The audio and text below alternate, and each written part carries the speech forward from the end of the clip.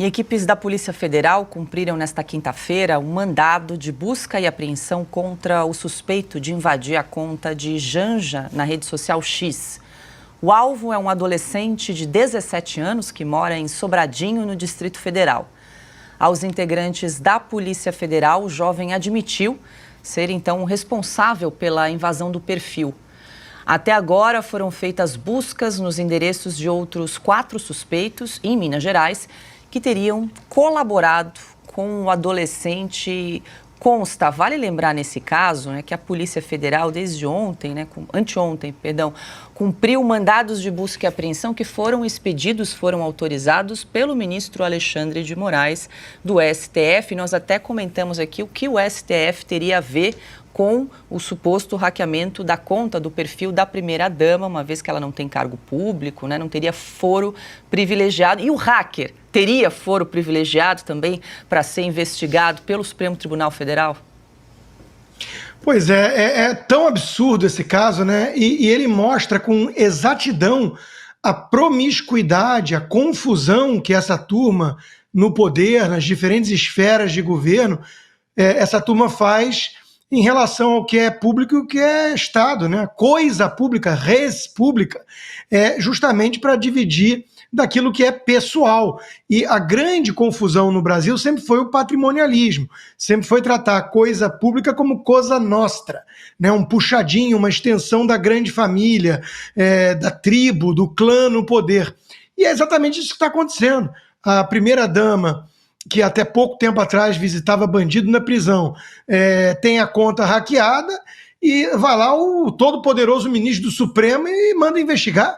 Quer dizer, é um negócio sem pé nem cabeça, não tem previsão legal alguma, mas faz muito tempo que a gente está fora da área do direito, E a imprensa embarca nessa, a velha imprensa embarca nessa sem nenhuma dúvida, sem questionar se é o foro adequado, se por que um bandidinho desse, um hacker desse, está sendo investigado por Polícia Federal e a mando do Alexandre de Moraes, por que a Janja rapidamente tem esse tipo de prerrogativa. A imprensa não faz as perguntas que qualquer jornalista deveria fazer e, claro, embarca numa narrativa que dá a entender que a direita bolsonarista faz isso e aquilo e blá blá blá.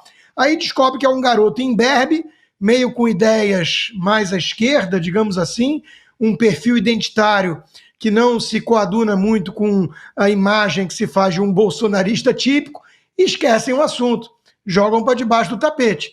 É tudo muito tosco, gente? Crime é crime, igualdade de todos perante a lei, hacker é uma coisa aí que o Brasil já conhece bem, inclusive teve um que a Polícia Federal estava investigando em relação a ataques no processo eleitoral, mas esse parece que é tabu, hoje em dia não pode lembrar, Então tem muita coisa absurda acontecendo. Vamos separar Estado de clã lulista, porque isso não é coisa, repito, de país sério, gente. Bom, Silvio, segundo a investigação da Polícia Federal, o adolescente confessou que ele conseguiu as senhas da Janja de maneira ilegal e entrou no perfil, então, da primeira-dama para realizar aquelas publicações. Primeiro, como nós noticiamos, aliás, quase em primeira mão, O jornal O Globo trouxe a informação, nós estávamos ao vivo aqui nesta semana, quando surgiu a informação de que o Supremo Tribunal Federal havia expedido um mandado contra um sujeito, não se sabia até o momento a idade, por exemplo, em Minas Gerais.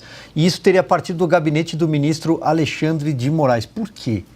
Porque o Supremo Tribunal Federal estava atuando neste caso. Primeira-dama não é autoridade pública, não tem foro privilegiado. Isso foi decidido pelo próprio Supremo recentemente, quando envolvia a então primeira-dama Michele Bolsonaro. O segundo ponto que eu queria trazer aqui é o artigo 244 do Código de Processo Penal sobre atuação em casos de flagrante. Ele estava portando alguma arma, algum documento proibido? Que tipo de atuação foi efetuada pela Polícia Federal? Foi respeitado o Estatuto da Criança e Adolescente? Eu sou completamente contra.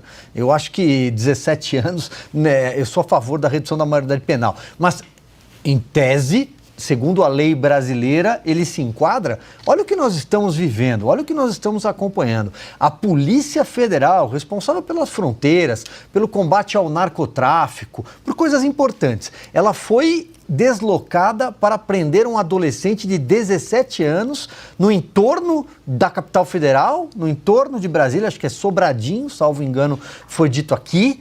Um adolescente que postou algumas bobagens, invadiu a conta do Twitter da primeira-dama.